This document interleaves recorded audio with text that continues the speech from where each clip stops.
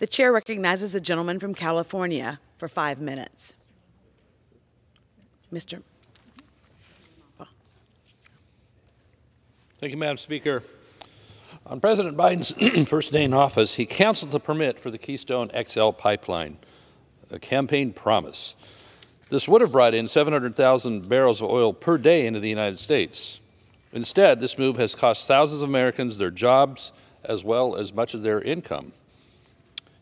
Continuing his attack on our energy industries, he halted all oil and natural gas leases on federal lands, despite a judge's ruling against this illegal ban.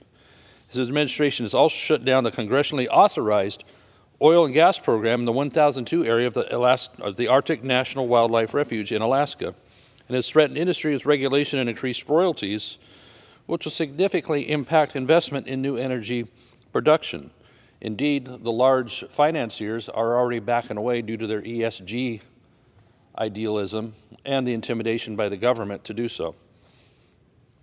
So the ANWR is actually 19.6 million acres. The 1002 area is a small fraction of that total area, and the actual drilling itself would take place on an even smaller fraction of that as well. So most recently, the Biden administration has scrapped his court-ordered offshore 5-year lease in the Gulf of Mexico. This could likely spell a complete ban on offshore leases until the end of his whole term.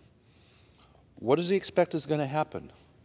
Well, we're seeing it, and the people are feeling it.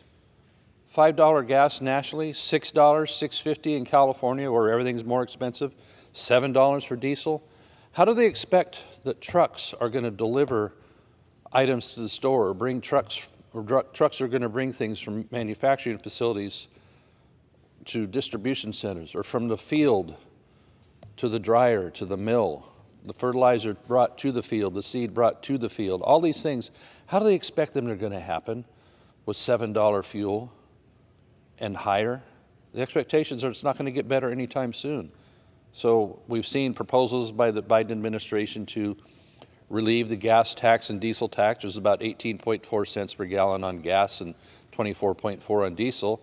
I think we'd always be happy to take a reduction in taxes, whether it's temporary or not, but it's not going to make but a tiny impact on $5, $6, $7 fuel.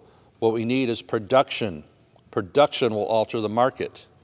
And when they're hesitant or reluctant or just flat saying no to increasing production, especially in a worldwide market where we had been relying upon Russia for some reason for about 8% of our oil consumption, yeah, we need to replace that. We shouldn't buy anything from Russia. We shouldn't really buy anything from China.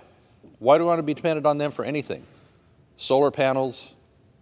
Our energy policy in this country needs to be turned on its ear and put back to something that favors Americans. So they're blaming everything under the sun for these rising costs except for the policies they're putting in place. So the president's blaming MAGA Republicans. What does that even mean? How does that make sense? Washington, D.C. has been under one-party rule for the last couple of years. It's clear the price hikes we're seeing at the gas pump are caused directly by the Biden administration anti-American, anti-energy policies. His exact words while campaigning were, no more drilling on federal lands, no more drilling, including offshore, no ability for the oil industry to continue to drill, period. It ends, number one. Well, you're seeing the effects, and it's unaffordable for people. They don't have discretionary income, normal folks, to even get through an emergency in a lot of cases within their family. And we keep heaping this upon the back for their energy needs, for driving their vehicles, heating their homes, taking away natural gas. There's areas moving to do that. Cities, certain other jurisdictions want to say no more natural gas for your stoves and heaters and such. Want it to be all electric. So these hostile actions are indeed creating long-term uncertainty. We're seeing the futures contracts for energy are staying high. How much longer can we do this? How long will they be in place that way? Less drilling results in higher oil prices, which means higher gas prices for consumers. It's that simple. It's not rocket science.